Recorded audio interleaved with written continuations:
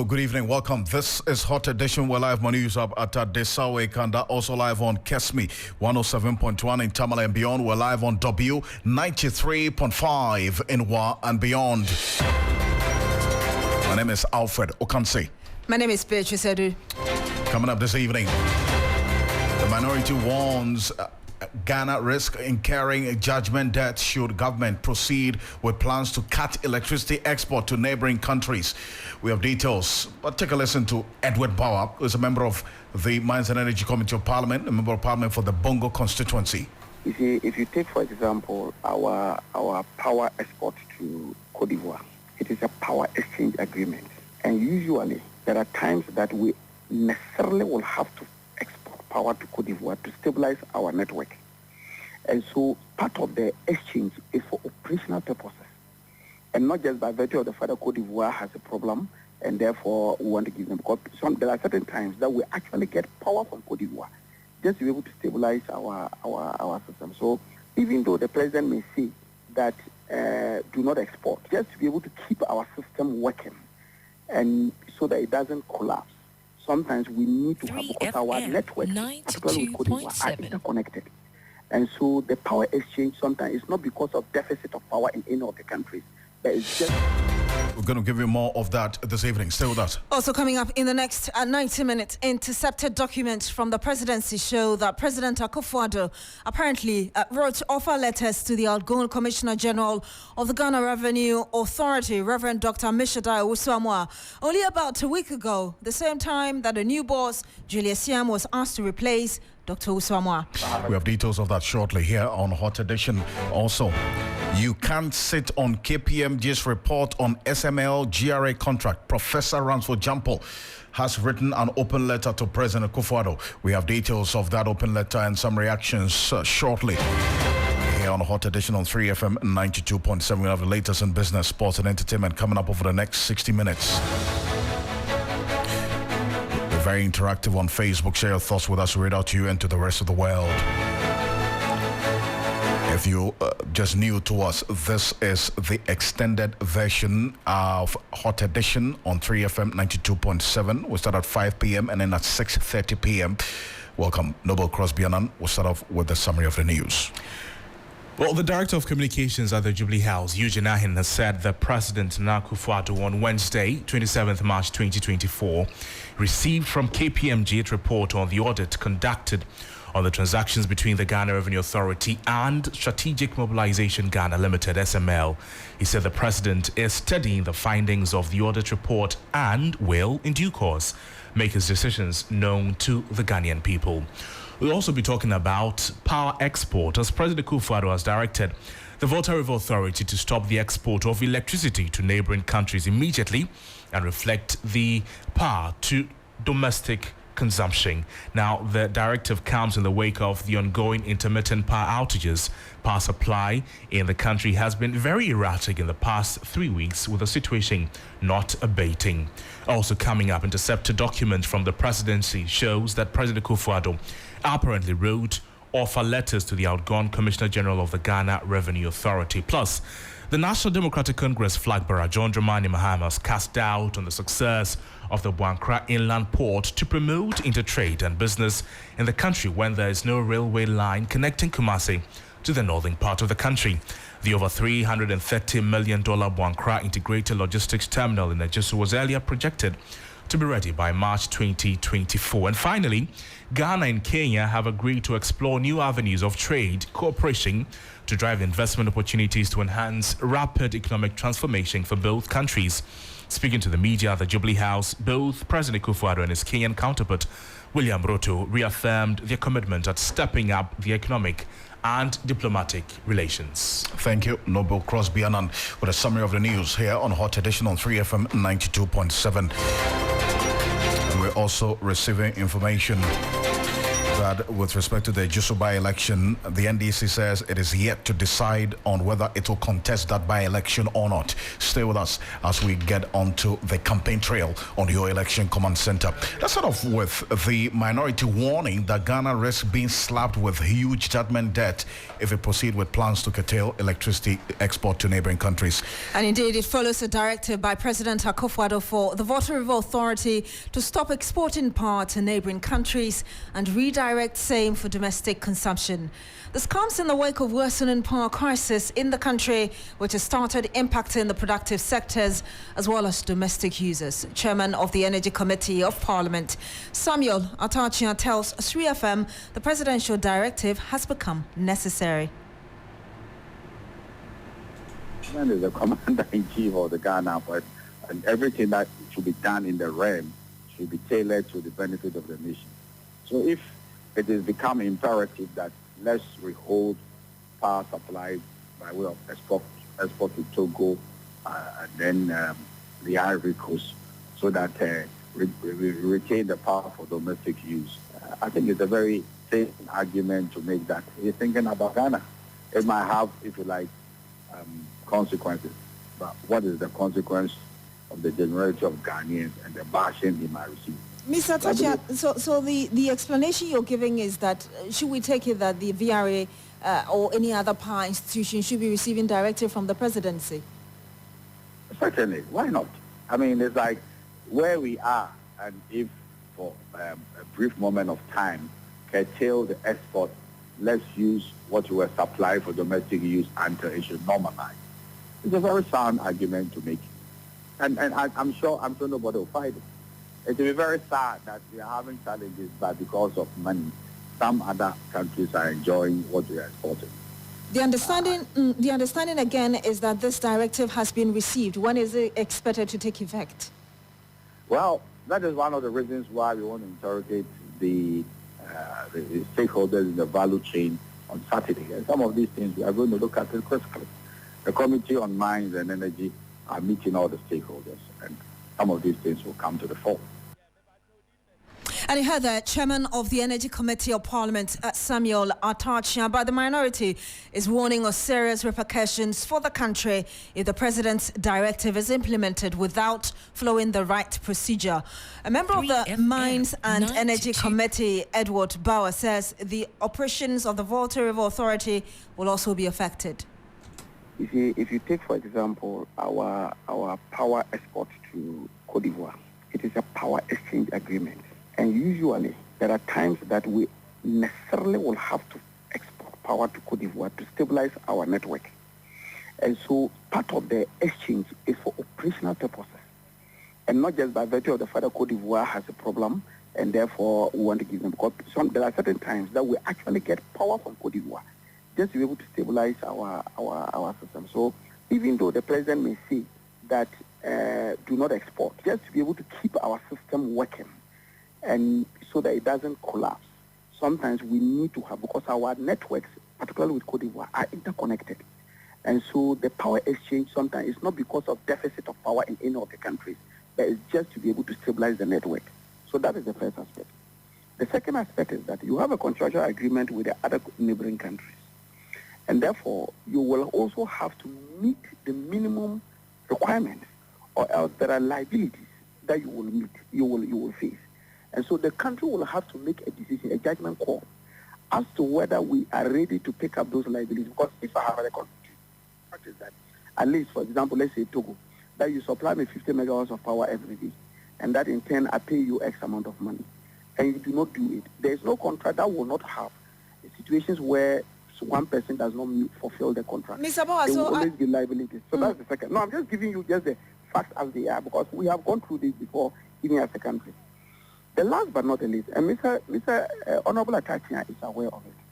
Currently, the only reason why VRA is able to even pay its workers, as compared to, say, Gridco and we, who have to rely on bank overdrafts to pay their workers, is just because of the fact that VRA has an opportunity to at least get a few foreign exchange from these neighboring countries just to keep them afloat, so that they can also meet their operational costs to generate power for you, because remember, VRA alone contribute about 40% of the total amount of power we will get.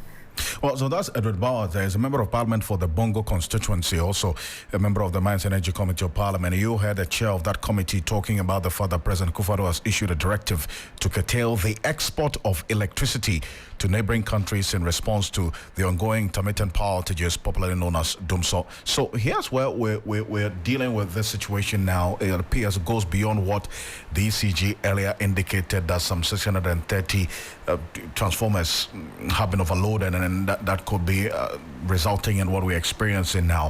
From what we have gathered from our sources within the energy space, this has a lot more to do with a financial problem, and that some $50 million is needed to buy fuel to power some of the plants that we have in this country. And it's as a result of the unavailability of money that's led to this situation now. According to the Energy Commission, in 2023, Ghana exported 10.7% of its total electricity consumption.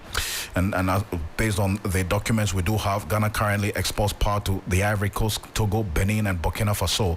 This year, that figure is expected to increase by 5.8%. So will the export curtailment solve the current power challenges that we're faced with? A GridCo report that we have cited here at 3FM shows that the transmitter had expressed concerns about inadequate generation of power. My colleague Eric Moina Egbeta is with me. That's copies and details of that report. Right. What have we found out, Moina? So Alfred, like you rightly stated, there is a general sense of concern if you're a power consumer in the country, and you started off with mentioning that ECG needs about $50 million US. That's been expressly stated by ECG itself in one of its numerous letters to PURC when they were asked to publish a load shedding timetable. ECG revealed that they've been asked to raise up to 1 billion cedis in revenue by the presidency, and then an additional $300 million monthly. So in total, it's going to be 1.3 billion. But the 300 million specifically is to purchase fuel to power these various plants. And so that is something that has been confirmed by ECG itself based on letters that we've seen between the power distributor and its regulator. But onto the concerns as has been raised in this letter that we've cited. And so it's projections from the 27th to the 2nd of April, as at yesterday. And per what we've seen, out of the 5,625 megawatts of power, that's the installed capacity that we have, we're seeing a shortfall in about 1,455 megawatts alone. And it cuts across quite a number of things, because we have a mix of hydrothermal and the likes. So we could just briefly walk through some of these units which are down and out. Ameri, we've been hearing the former president speak about it. That's 250 megawatts. Processes are still underway for it to be completely installed in the Ashanti region before it can come upstream. And so that doesn't look like it's going to be... There's been proposals for it to be moved back because, and all of that. Obviously, it doesn't look like there's been some headway made in relation to that. And so 250 megawatts knocked off. Siemens units numbers 1, 2, 3, 4, 5 to 8. 80 megawatts, that's not available. The TICO unit as well, 110 megawatts of power we're not receiving from there. The Twin City plant, 200 megawatts, and that's as a result of generator inspection. Then the Bui unit number 3, we're getting just 100 megawatts from there. We're seeing 100 megawatts in terms of shortfall, I should say. And so all of that which we've mentioned, a total of 740. Then there's a bit more, because Asogli Phase 1, Asogli is a very important aspect in terms of power generation. They are currently at a shortfall of 180 megawatts, and this is as a result of inadequate gas supply. Both Asogli and Senate Power, Senate has a shortfall of 110 megawatts, Asogli 180. That's as a result of inadequate gas. Then if you move on to inadequate fuel, there's a KTPP units, there's AXA, both all not having enough fuel stock, and the total of all of that is a 594. And then there's TICO units 3 as well, defective turbine blades, totaling 120 megawatts of power that we're not seeing. And so all of that is what is resulting in the 1,455 megawatts of power that we're not receiving at this particular point. Then there are challenges with gas supply, challenges with being able to get fuel as well. I'll walk you through the details of what the gas supply situation is like. And so per this report, we understand that gas sources that's domestic from Eni and Talo, they have been relatively stable over the past weeks, but there have been trips on the Nigerian supply. That's WAPCO. There have been trips. It's been restored, but it's not been entirely stable. So the total gas supply continues to be inadequate to run thermal plants to meet electricity demand. Now, VRA has, however, increased their gas nomination from Nigeria to the firm capacity of some 80,000 MMBU, and then load reduction of exports to Burkina, Cote d'Ivoire, and Togo, together with some internal load curtailment, are carried out to balance demand with the available generation. This goes to confirm that the president's directive is already being complied with, because we're seeing load being curtailed to neighboring countries to ensure that internal supply is boosted as a result of the challenge which we're experiencing over the last few weeks. And then in terms of the gas flow statistics for gas, I don't want to bore listeners with that. What we've got from this chart is that we're not receiving enough gas supply, which is affecting a number of the plants. Then we talk of fuel, liquid fuel stocks, which are also in short supply. So light crude oil, for instance, the stock available at Takrade is expected to last for just 13 days as of the time this report was put together. The stock at Tema Thermal is expected to last for just 2.6 days. There is no light crude oil stock available at Asogli power plants. That is if the situation has changed now, then we're going to have to get updated. But based on this report, there is no light crude oil available at Asogli, no light crude available at Send Power, no fuel at or the light crude stock at the Twin City plant is expected to last for just 2 days. And then there's no DFO stock available for the Kpone thermal plant. And then there's no heavy fuel oil available at AXA as well. In terms of hydro generation, Akosombo appears to be the only station where we appear to be getting at least some optimum level of production. If you look at Bui and what the situation is, there's a challenge with generation capacity because the water levels is taking a nosedive. There's a chart actually which shows a very steep dive in terms of the water supply, which is affecting generation as well. And so for the supply outlook period, they are drawing a conclusion as at the 27th to the 2nd of March, which was yesterday. And so the lights may have been going off. This is the reason why.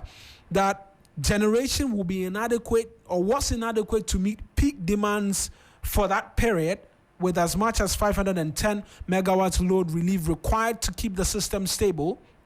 And so that's why we've seen a lot of the power outages. They stress on that there's a need to source for more gas from Nigeria above what is VRA's own agreement with gas suppliers from Nigeria. And then they make the argument that for thermal plants to be able to meet their increase in electricity demand. In addition, alternate fuel must always be made available for AXA and then KTPP to serve as strategic stock in the absence of gas to ensure reliable electricity supply. So that's the verdict out there. It's a mixed bag of a lot of things, but that's the situation we have on our hands at this point. Quite some detail there. Some detail. And hold on a bit for me. Let me go on to the telephone now, because at least it gives us an idea of why we are where we are at the moment. And the Grid Coal statement. Kojo Poko is an analyst, energy analyst, or is also one person who's written quite extensively about the situation that we're faced with. He's joining us on the telephone. Kojo, appreciate your time. Good evening. Thank you very much for joining us on Hot Edition. Good evening, Alfred Akrofi. How are you? We're doing well, except to say that we still have these unannounced power outages. Now, Gridco is saying that this is as a result of a number of issues, which my colleague Manuel Guetta has been running through quite. Okay, so the statement, the information that he was given was released by Gridco. We have a document. Yes. No, but was it released by Gridco? It wasn't released. We have cited that report. That Gridco, you see, Alfred, let's educate the public in the right way. If something is not released by Gridco, don't attribute it to Gridco. But if somebody accounts on a document and it's not a release from Gridco, let's not attribute yes, it to Gridco. I mean, but let's company that you don't attribute something they have not released. Indeed, let's not start on this part. But I understand the point I'm trying to make. It's fair. But then they have not come out to deny the details that we have put out there. But the fundamental issue, yes. Hold on. That's fine. I don't want us to go back and forth. It's running through the document as if it was an authentic document released from Gridco, but we just interrogated it and found out that it wasn't released from Gridco. So are you saying that the detail we have put out there of that document? Are you saying the detail we have put out there is not consistent with what the situation is? No, not at all. Until you have an official, because I don't even know what the situation is, because I don't work for Gridco. I mean, for somebody to be telling me that there are no stocks here, there are no stocks here, and this, those are running commentary as if it's a football match that is being played.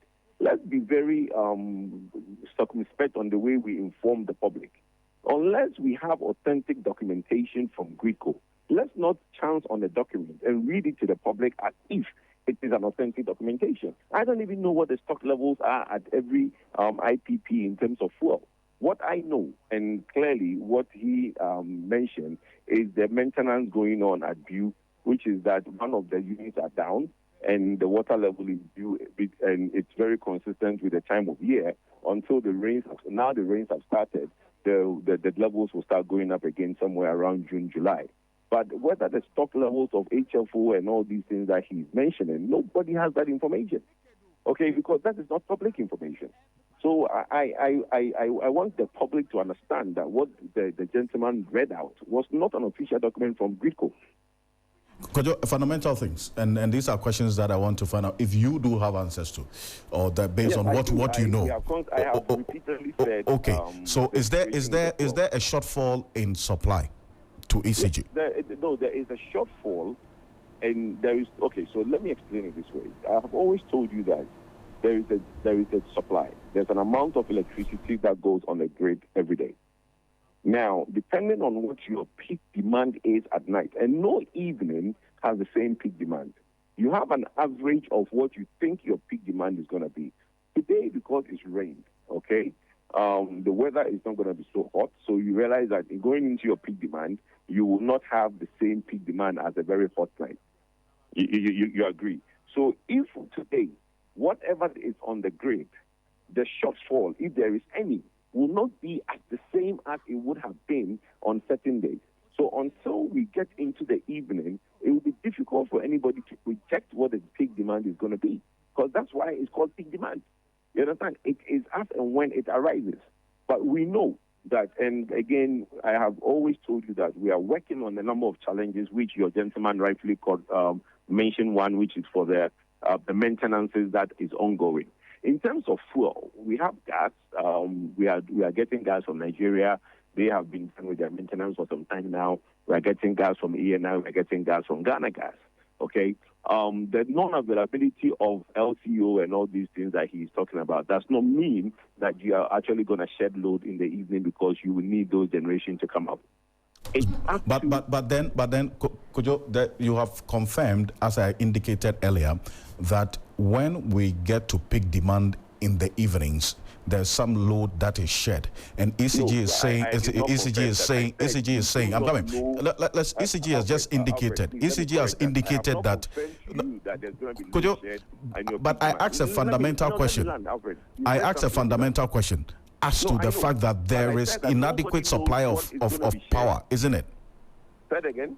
That there is inadequate supply of power to ECG. There isn't. You see, that's the point. The inadequacy only emerges as a result of your demand in the evening. So if you don't have I'll give you an example. Over the weekend, because the industries were not working, okay, everybody had lights. Okay, so from over the Easter holidays, hardly did anybody's light go off. I have admitted to you on your program in your studio that there are some challenges in the system that are being fixed. What I'm saying to you is that let's not run a commentary if going into every evening we know that there's going to be load managed. We don't know that. But so why do the lights go off? What Gridco does is that they look at demand on their grades. And at that point, maybe at 7 o'clock, 8 o'clock, or 9 o'clock, that they know that, look, the demand of the power that we have available is not enough to meet the demand that we have on the system. And at that point, a decision is made to basically bring some of the systems down. But I speak to you now, you can't say that that's going to happen this evening.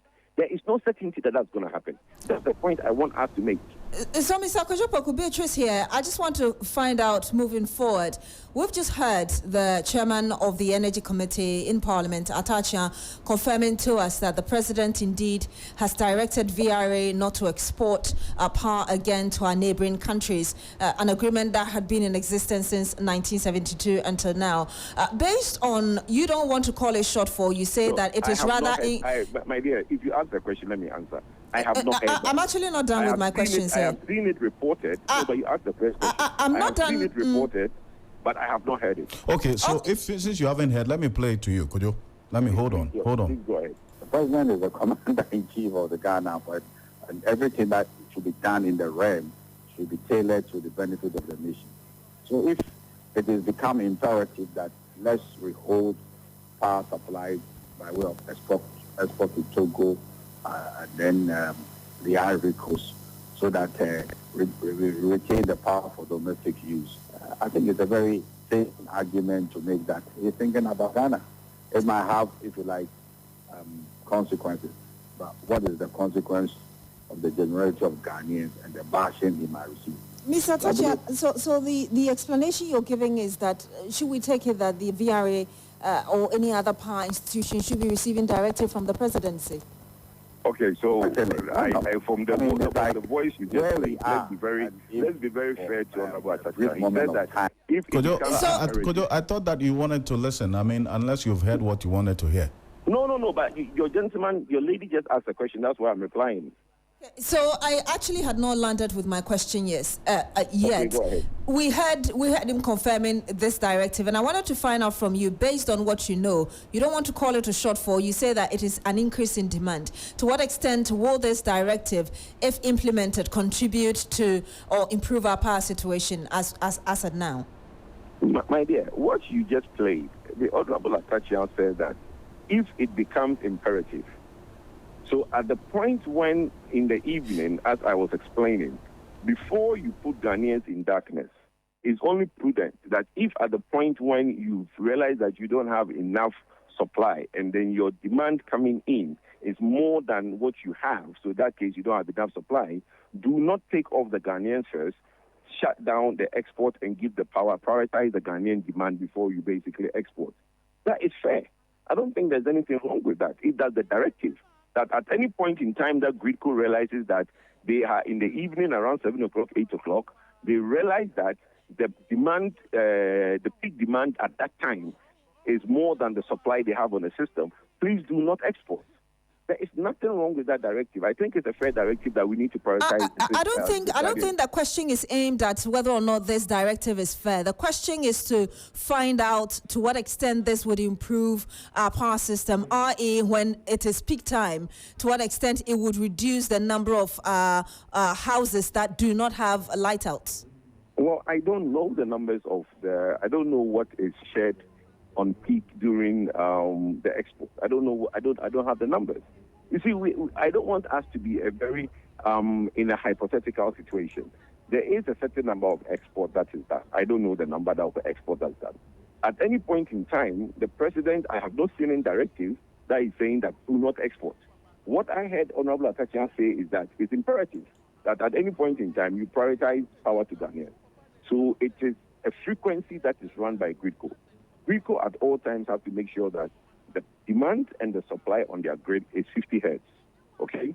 So if at any point in time you are having to now have more demand from the domestic market, do not export power at the expense of Ghanaians. I think that's laudable. We should laud that. But I don't think we should go and make it a definite that, the president has said that, look, that's export. No. What Atachia said, it's imperative. And it's a well, so that's just, Mr. Poku, sorry, but that's just a bit of the whole thing you heard. He's actually confirmed that this directive has been given, but I don't want us to do back and forth on that. The minority is warning that if this is implemented, it could have dire consequences on us. What do you foresee as an energy analyst? My dear, I cannot confirm something that I have not heard. That's the point. If you have the directive the president has given, by all means, let's listen to it and I'll comment on it. But I can't be commenting on something that what I heard Honorable Atasian say, and Alfred said I should listen, and I listened. What he's saying is that prioritize demand for electricity for domestic market. If you have more demand on the market than you have supply, do not export, which is a laudable thing to do. Well, Kojo Poku, thank you. He is the chairman of the Energy Committee of Dr. Mahmoud Bawumia's campaign team. Yes. So that obviously also has to be put on record. So that's what's happening. But then again, we have done our own background checks before putting out this document. Let me just state categorically that we have checked it out with the Ghana Grid Company Limited. The details that we put out, that Mawana Beta put out before Kojo Poku joined us, and they have not denied the details of this document that we have just put out. And there is some consistency in the issues that we have been explaining over the period, that there's generally a generation problem and a financial problem that has contributed to what we're experiencing right now. Based on the face of the document from Gridco that we have a copy of, the report reveals that despite an installed capacity of 5,626 megawatts, the nation currently has access to just about 3,251 megawatts. 740 megawatts of the units are unavailable due to maintenance and retrofitting. 1,455 megawatts are also unavailable due to inadequate fuel supply, and we're talking about in this case gas in many of the cases as Marina just outlined. So this is one that we're looking at quite closely, and we'll definitely be giving updates to our listeners, also on our viewers on Facebook on it. A number of you have been commenting on this matter. We've been asking you to share your Dumso experience with us. How many of you are also experiencing power outages as we speak? But while we are at it, intercepted documents from the presidency show that President Akufo-Addo wrote offer letters to the outgone Commissioner General of the Ghana Revenue Authority, Reverend Dr. Amishadai Owusu-Amwa, only about a week ago, the same time that a new boss, Julie Essiem, was asked to replace Dr. Owusu-Amwa. Now, you would recall that during his appearance in Parliament's Public Accounts Committee, Reverend Amishadai confirmed that he had been working for the past couple of years beyond the retirement age without an official contract. It seems this contract was only revealed last week after the man went out of office. But first, take a listen to what happened at the Public Accounts Committee when the Honorable Sam George asked that question. What year did you attain the age of 60? Is this a public interest question? Respectfully. Chairman, if people think that this is personal, let me just remind this House and the finance minister, the deputy finance minister, that her boss, the finance minister, came before the House of Parliament and informed us on behalf of His Excellency the President, President Nana Addo Dankwa Akufo-Addo, that he was no longer going to be giving contractual extensions to people above the age of 60. I'm saying that he's a public officer. We have the law that governs this country. Fortunately, if you attain the age of 60, you have the opportunity to be given a contract. If he's on contract, he will tell us, and that's solve it. What is your problem? If he's not up to 60, he will say it. What is your problem? Mr. Commissioner General, can you respond to the question? Mr. Commissioner General, will you respond to the question or you will not? Mr. Commissioner General, will you respond to the question posed by the member or you will not? Mr. Chairman, the Honorable Deputy wanted to make an intervention. No, I'm asking you, not the Deputy Minister. If I want the Deputy Minister to come in, I'll ask her. So that's what happened at the Public Accounts Committee when this question was asked by the Honorable Samuel Nate George. Now, my colleague Martin Isiodo that is in studio, and we've got details of the two letters that Samuel Okuyeto Blackwell released a few hours ago on his Twitter, that's the X handle. Now, what do we know?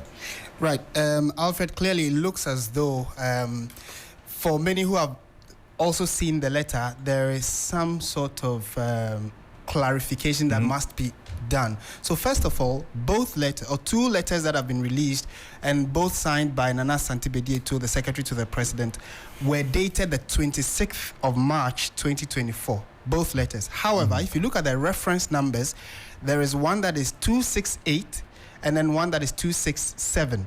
Now, so let me start with the 267 one. Primarily, we've set the basis for this conversation, which is that Reverend Amishadai met the Public Accounts Committee, and it turned out that he was working without contract. He had gone past the retirement age and was still working. And then they wanted to find out what exactly was the power he had to still be in office when he had passed the retirement age. And at that committee sitting, the Deputy Finance Minister tried to justify why he was still in office. Fast forward to today, it turned out he was still in office because he had been told by the President to still act as the Commissioner General of the Ghana Revenue Authority. So if you go specifically to the letters, the first one that is with the reference number 267, it reads, further extension of service as Commissioner General of the Ghana Revenue Authority. I am pleased to inform you that the President has granted you a further extension of service as Commissioner General of the Ghana Revenue Authority from 11th October 2023 to 31st March 2024. That is the very latest one. There is an earlier one which is dated 11th of October 2021 to 10th of October 2023. So let's start from the 2021 to 2023. That was when he was formally supposed to have ended office as the Attorney General, I beg your pardon, as the Commissioner General. And this letter is saying that although at that time he was supposed to be out of office, the President has but we are now seeing this letter. The President had told him to stay in office and work. And it is this letter that gave him that authority to stay in office. The second letter is more of just an extension. Both letters are extensions. The first was 2 years from 2021, October 11 to 2023, and then from 2023 to March 31, 2024. Yes, so those are the differences in the letters. For the benefit of our viewers on Facebook, if you go on our Facebook page at 3FM927 right now, we have pasted that letter there, and you can also read the details for yourself as Martin has been running through. Those two letters we have copies of, signed by Nana Santibedie, Secretary to the President. Those two letters are on our Facebook page right now at 3FM927. So a number of the questions already that being posted as we post this thing on our Facebook page is the date, because if this letter was released on the 26th of March 2024, the details are inconsistent with the date on the letter. Right. This is talking about 2021 to 2023, 2023 to 2024, and this is bearing the 26th of March 2024 date. And you say that primarily, what this means is that the contract extension takes retrospective effect. So although it was probably, we don't know, but probably in the corridors of power, he must have been given a verbal authorization to go and work. And following the fact that he has worked, he's earned salary, he's been paid by the taxpayer, if anybody wants to take him on, the person could. However, with these letters, that could be a nullity or could be annulled on the back of the fact that clearly the appointing authority says that those dates that he worked in 2021 to 2023 and in 2023 to 2024, all those periods that he was working post his retirement, we gave him the authorization, and we are only dating it the 26th of March 2024 as the letters that are going to be on his file. So it should bring some understanding. It's quite confusing, like you mentioned from the onset. Why are you giving a letter March 26, 2024, and referencing an issue in 2021, 2022, 2023, and up until 2024, 31st of March? Reverend Amishadai has actually left office. There is a new appointment, Juliana Isiam, who is a new GRA boss. However, the concern is that the appointing authority says, yes, he worked within that period on authority, and the authority is this letter. We are only now giving you the letter, which is the 26th of March 2024. Good stuff, but stay with me on this, Martin, because we have Adam Sanano, who is the co-chair of the Citizens Movement Against Corruption, joining us on telephone. Sanano, appreciate your time here on Hot Edition. So hearing the detail and this revelation, if you want to call it now, putting a letter to the question that we never received answers to until Reverend Amishadai also went out of office as the Commissioner General of the GRA. Does that bring any finality or closure to the questions that you had about he still being in office without a stated contract? Good afternoon. Well, no, it doesn't. I mean, what it does is it magnifies the gaps, the procedural gaps in our administrative processes. Because one would assume that automatically the gentleman had attained 60. Indeed, usually by process, he would have been written to and been told that he's approaching the age of 60, and then a reminder, and then the final letter. Now, the question is, how did we have a situation where somebody who was not under contract has ended, was still at post?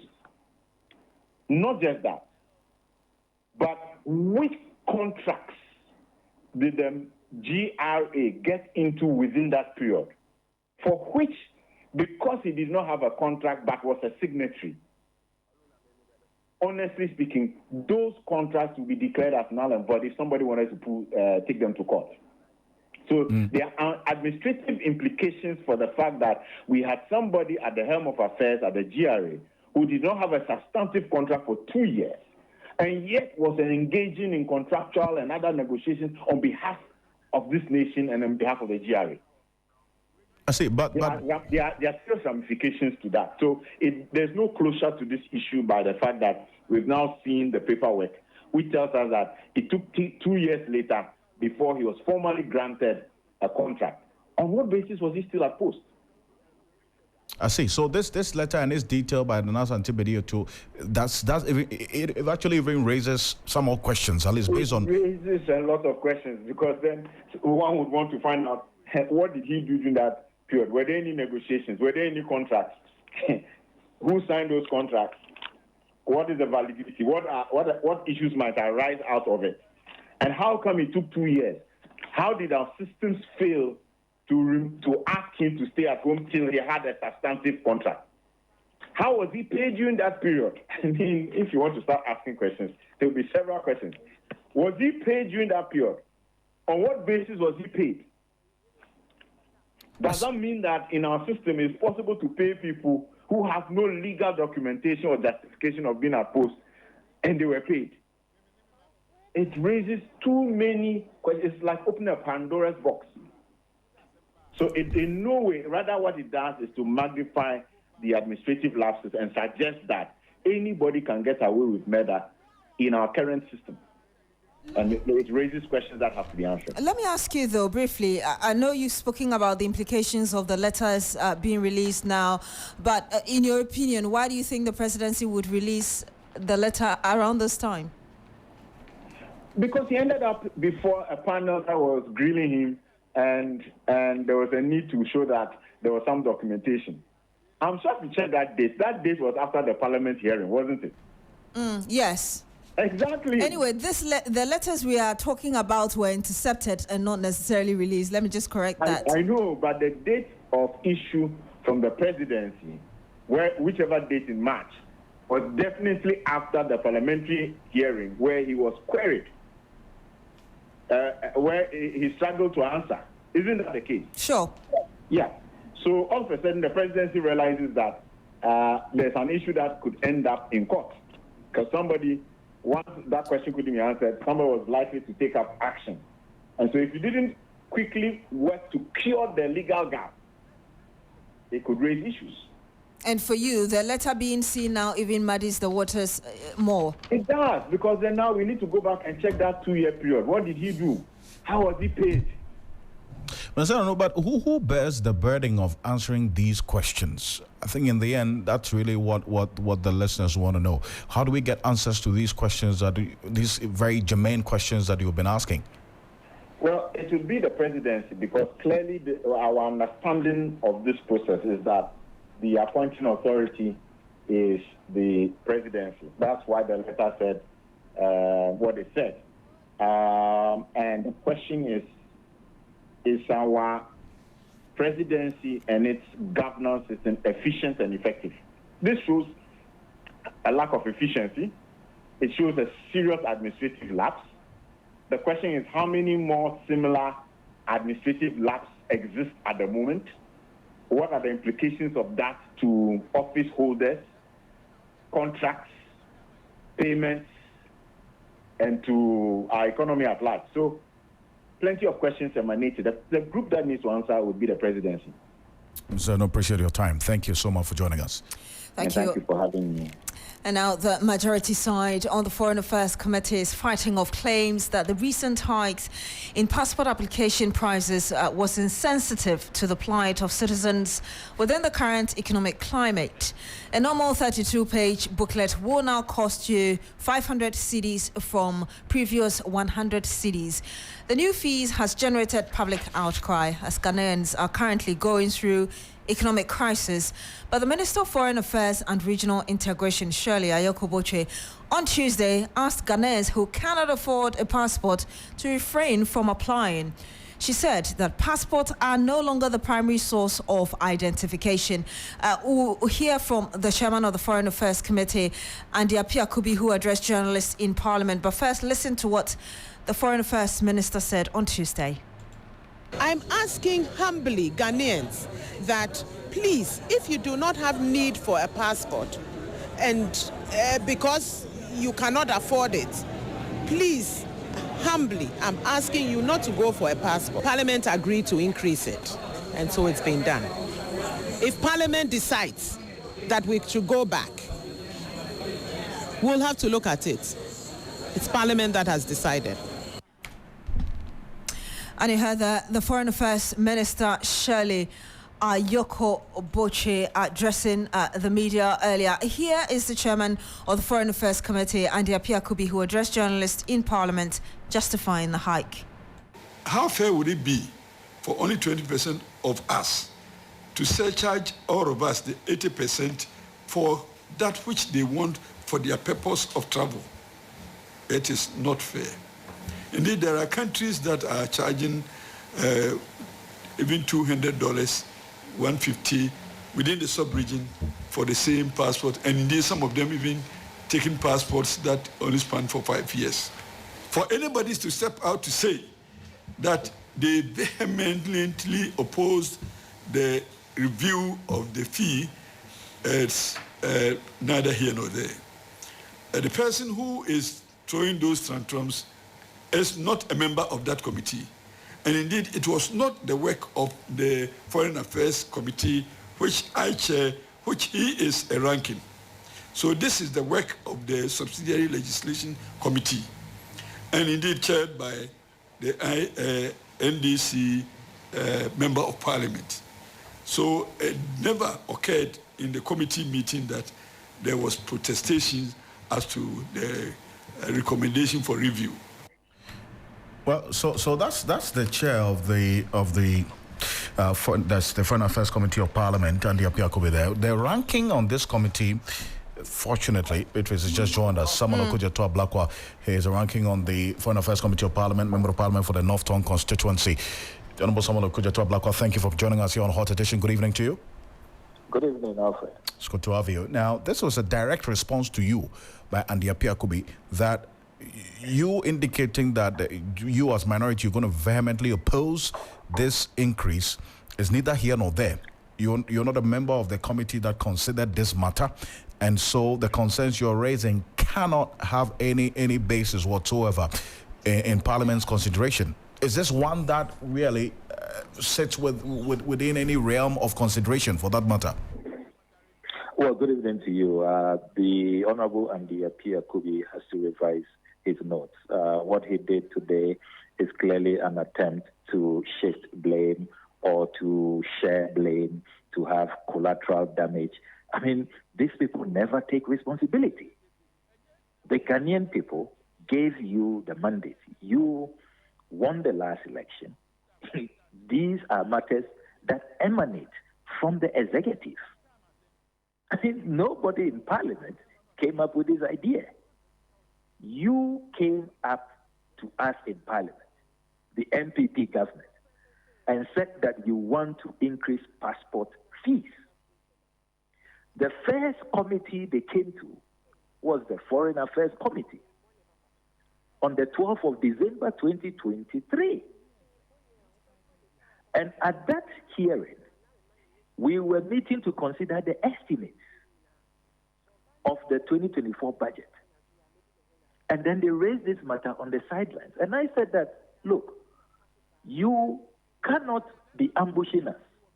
You have to go and prepare. You are talking about subsidies.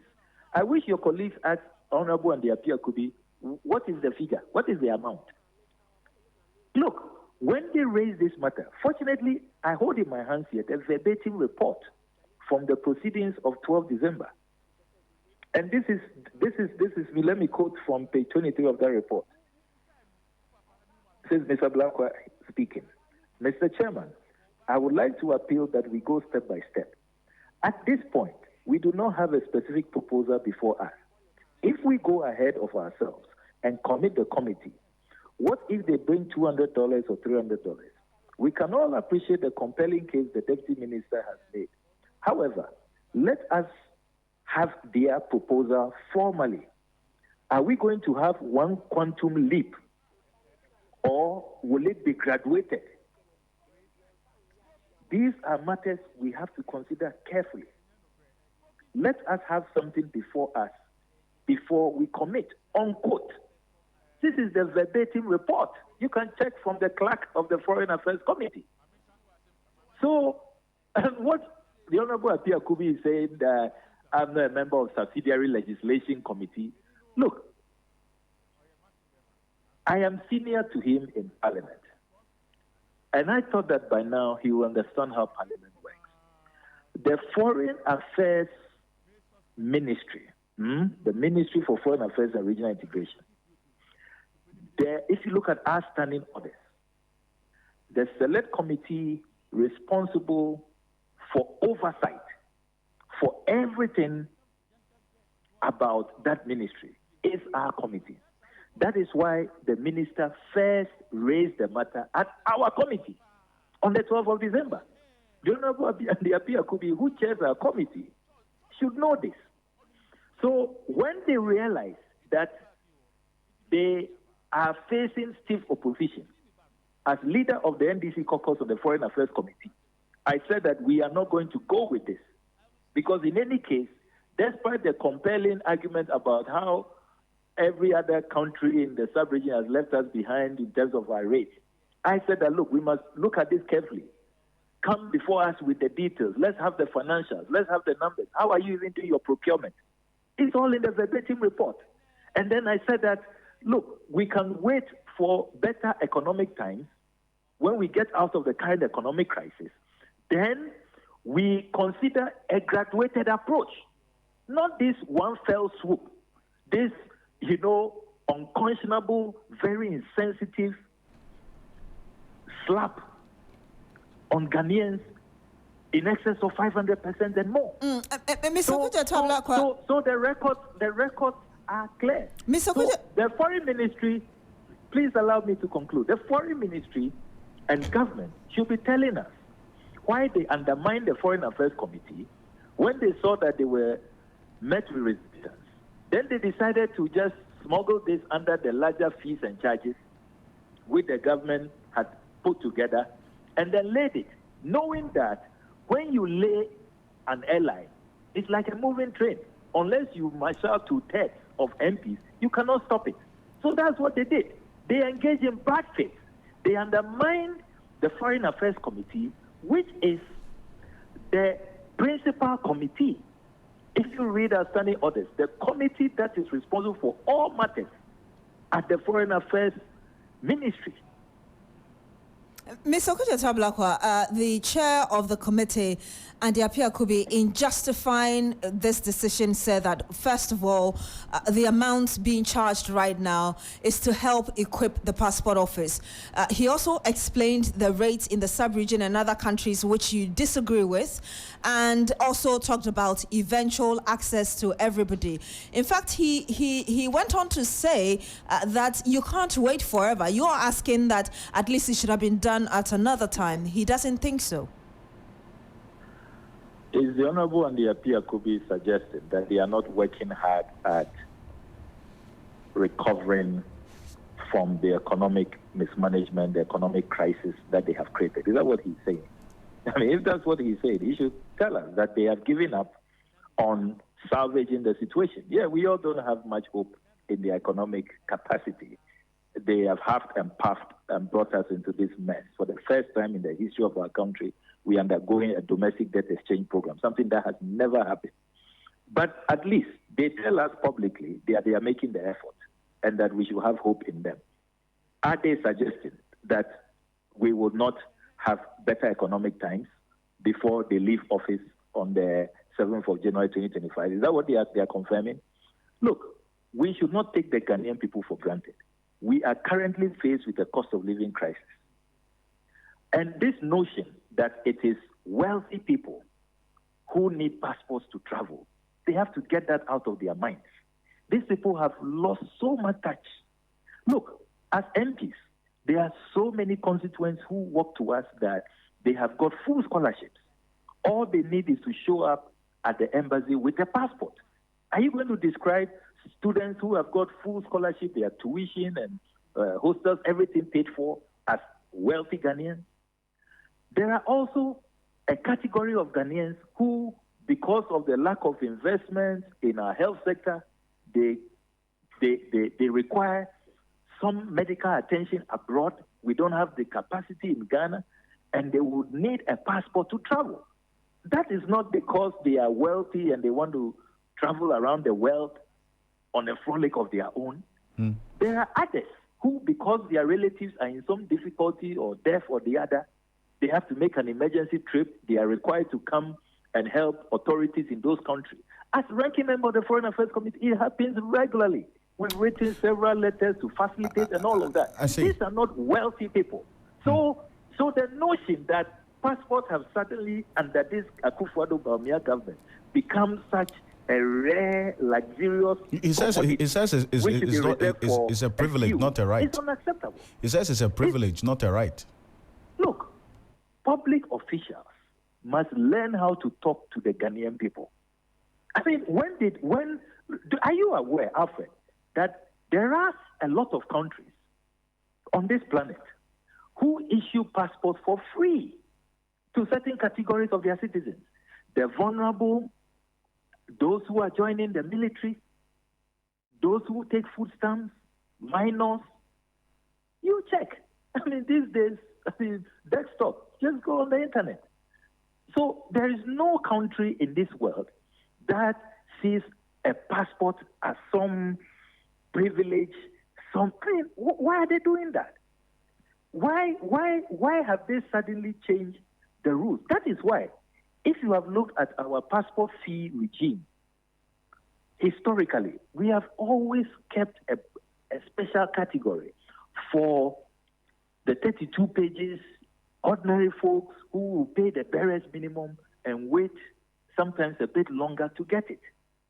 And you see, a careful study of the fees regime will reveal to you that there is already an avenue for the wealthy to subsidize the poor. That is why we have this premium service, the VIP, the expedited service, those who want even more pages, the frequent travelers. So they pay more. And the notion has always been that the wealthier citizens who can afford then subsidize the poorer citizens. And so we've always kept the ordinary passports at the lowest rate. We have never, in the history of our passport administration in Ghana, had this reckless astronomical increase. It never happened. And this cannot be justified. Under no circumstance. The Honorable, quickly before I let you go, and in a minute, how do you intend to reverse this as you have vowed that you would do if Parliament resumes?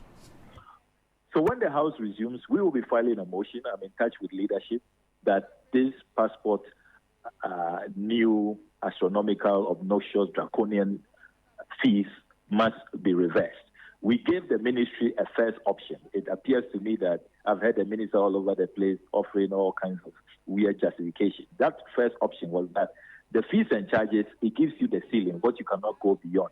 But you can use your administrative ministerial discretion to lower the rate to be, below what Parliament has given you as a ceiling. Clearly, they want to continue to be insensitive. They don't want to listen to the plight of Ghanaians who are angry, who are outraged. So we will do what we have to do by way of motion when the House resumes. Okay. Honorable Samuel Okujeto-Ablakwa, thank you. Thank you very much for joining us on Hot Edition. You're welcome. He's a member of Parliament for the Northton constituency.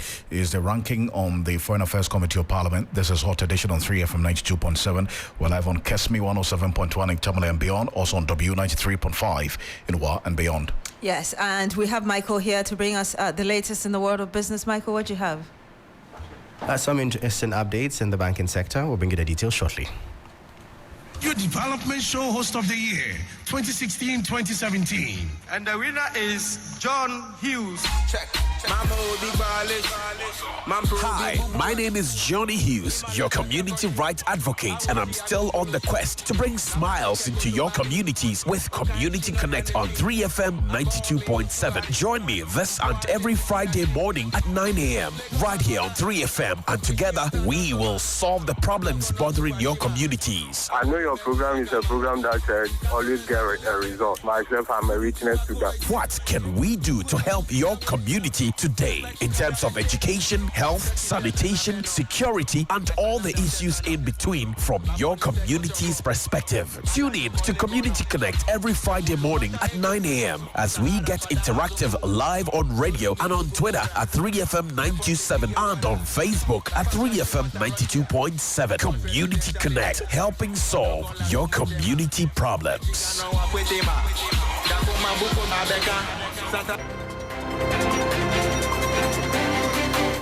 Well, hello there. Good evening. It's time now for the business segment here on Hot Edition with me, Michael Obudu. Coming up this evening, Institute of Economic Affairs, IEA, casts doubt the Bank of Ghana's end-of-year policy rate target of between 13% and 17%. We'll bring you the details shortly. Please stay.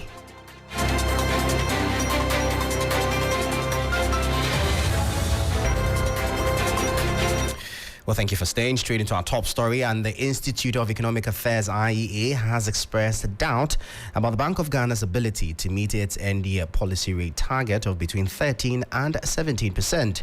According to the Institute, the high rates are negatively impacting the cost of investments and production in the country. Describing the current rate of 29% as artificially high, Director of Research at the IEA, Dr. John Kwache, proposed a drastic cut in the rate to 25%. The Bank of Ghana must start a process of bringing down interest rates in this country, because the high interest rates constitute a cost to investment and production and economic growth. That's why the economy is not growing, as expected. You see, so Bank of Ghana has a duty here to reduce interest rates. And I know also from experience that, you see, the high interest rates is also used to support the cedi somehow. Did you get me? Because investors have a choice between either holding foreign exchange or domestic assets. So unless you pay them very high returns on the domestic assets, they will abandon it and go and demand foreign exchange. The last time that they reduced by 100, I propose that they should reduce it by 250 basis points at least. Then they reduce it by only 100. And the second time round, they kept it constant. So I said 250, another 250, maybe 25. So that was the Director of Research at the Institute of Economic Affairs, IEA, Dr. John Kwachi, speaking there. Now, the LPG Marketers Association of Ghana is warning that Ghana might miss its target of achieving 50% liquefied petroleum gas LPG consumption penetration by 2030. Per the projection, half of the population should be using LPG for cooking and other purposes by then. They argued that consumption is declining due to high LPG prices. Vice President of the association, Gabriel Kumi, fears negative consequences for the sector. In as much as we may not necessarily be pleased with certain elements within the sector, and especially setting a benchmark floor pricing, certainly regulators of that sort need to have conducted some research, and based on market intelligence, that is why they will come up with some of these policies and some of these measures. But from where I sit, I think now the regulator is beginning to behave like a responsible regulator who wants to have total visibility of all the activities that happens, and then also all aspects of the players whose concerns and interests are of paramount interest to them. Because previously, others were of the view that the regulator is interested in protecting only the consumers and ensuring that prices are cheap in the market. Gabriel Kumi is Vice President of the LPG Marketers Association of Ghana. Still in the energy space, and CEO of the Chamber of Bulk Oil Distributors, Dr. Patrick Ofori, has jumped to the defense of the National Petroleum Authority, NPA, describing the regulator's decision to introduce a price floor as timely. The regulator announced on April 1 that it had set up a benchmark for the pricing of petroleum products in Ghana, a decision which has been widely criticized by energy think tank ASEP and other industry players as having the tendency to undermine the deregulation policy. But speaking in an exclusive interview with 3 Business, Dr. Ofori said the NPA's intervention is welcoming. In as much as we may not necessarily be pleased with certain elements within the sector, and especially setting a benchmark floor pricing, certainly regulators of that sort need to have conducted some research, and based on market intelligence, that is why they will come up with some of these policies and some of these measures. But from where I sit, I think now the regulator is beginning to behave like a responsible regulator who wants to have total visibility of all the activities that happens, and then also all aspects of the players whose concerns and interests are of paramount interest to them. Because previously, others were of the view that the regulator is interested in protecting only the consumers and ensuring that prices are cheap in the market.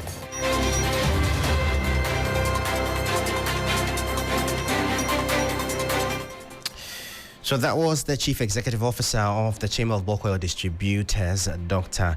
Patrick Ofori, bringing an end to the business segment here on Hot Edition. For more business stories, please check out our website. It's 3news.com/business. I am Michael Obodu. Thank you for listening. As always, please stay safe. Up next is sports, and Billy is on standby to bring you the latest.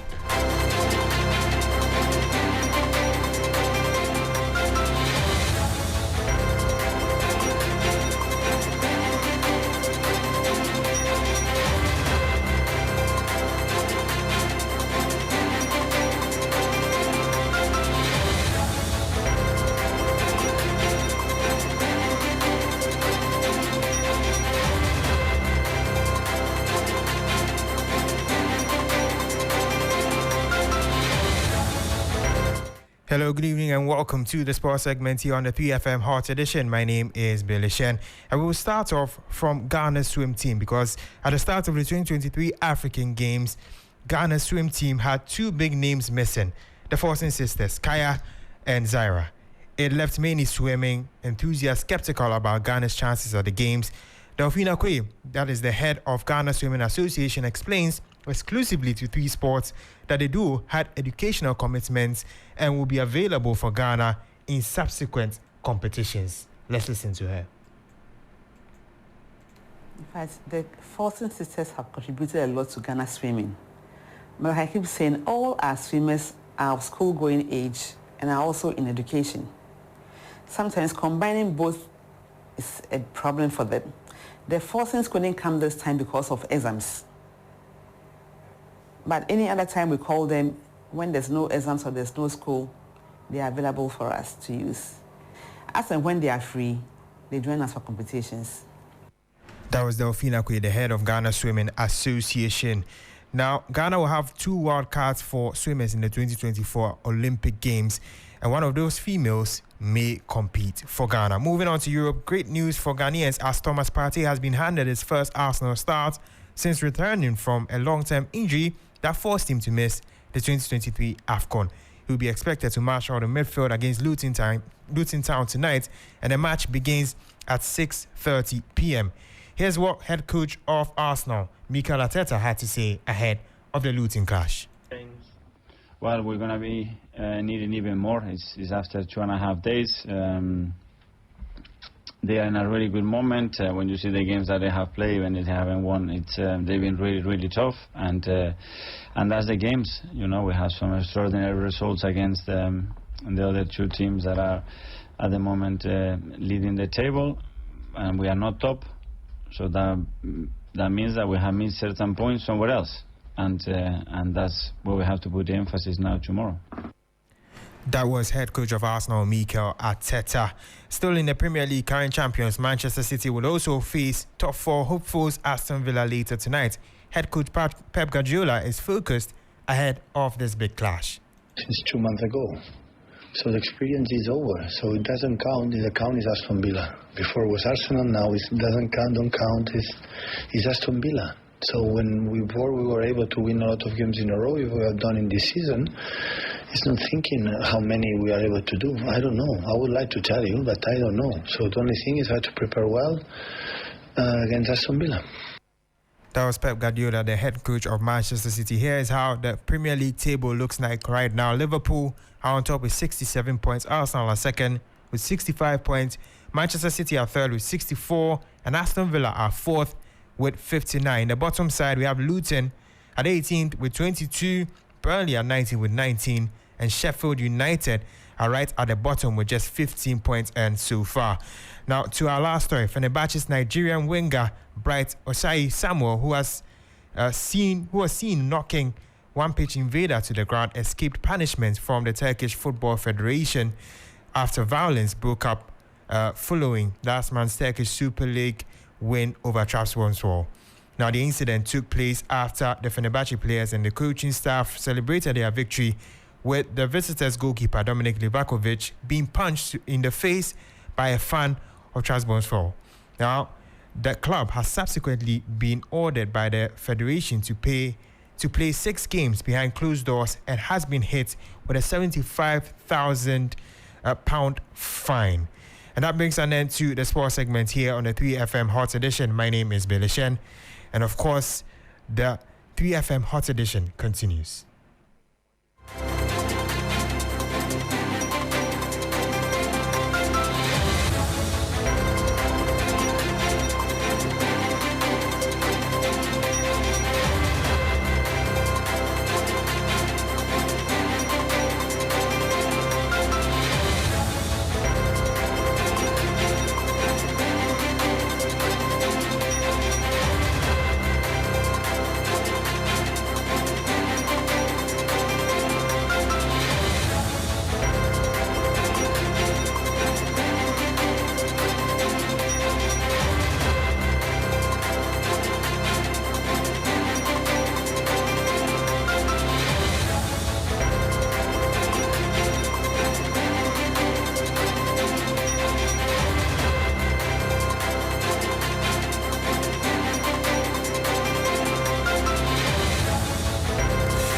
Billy Shen, thank you very much for the details in the world of sports. There's more news on 3 Sports across all social media platforms. So live here on Hot Edition on 3FM 92.7, and we're live on Kesmi 107.1 in Tamale and beyond, and also on W 93.5 in Wa and beyond. We're getting into the campaign trail on your election command center.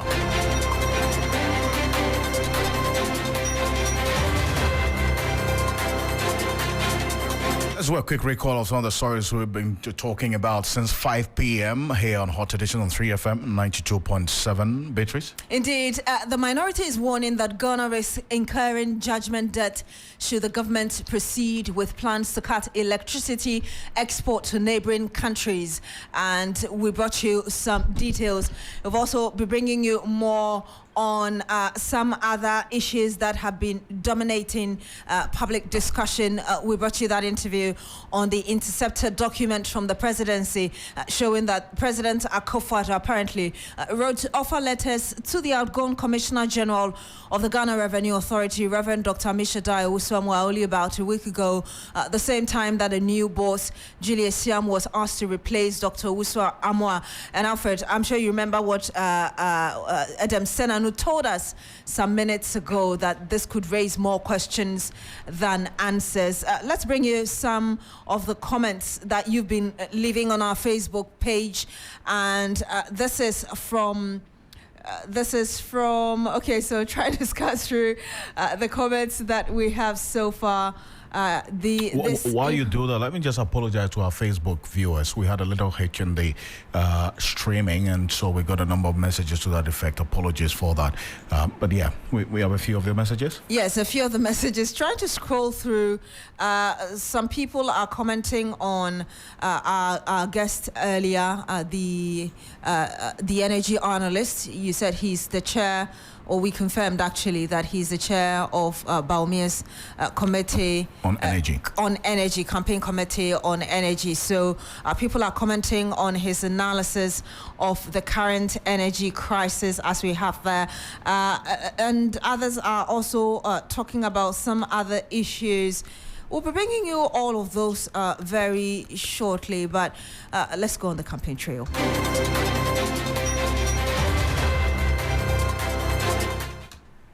And indeed, the judiciary is expected to set a specific deadline for the adjudication of parliamentary election petitions in August. The information will be concluded in the upcoming election adjudication manual. The National Peace Council, which is spearheading the process, believes that the current election adjudication period must be abridged to ensure expeditious hearing of petitions. The adjudication period for presidential election petitions is 42 days. Chairman of the National Peace Council spoke to 3FM earlier.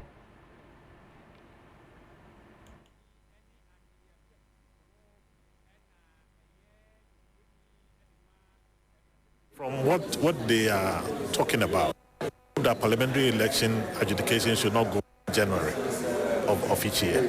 So those are the reforms we are hoping they will be able to implement, so that we don't have cases sitting in court 2-3 years. We had even a case where by the time the adjudication was done, the parliament had already so the things that we hope to curtail by these processes.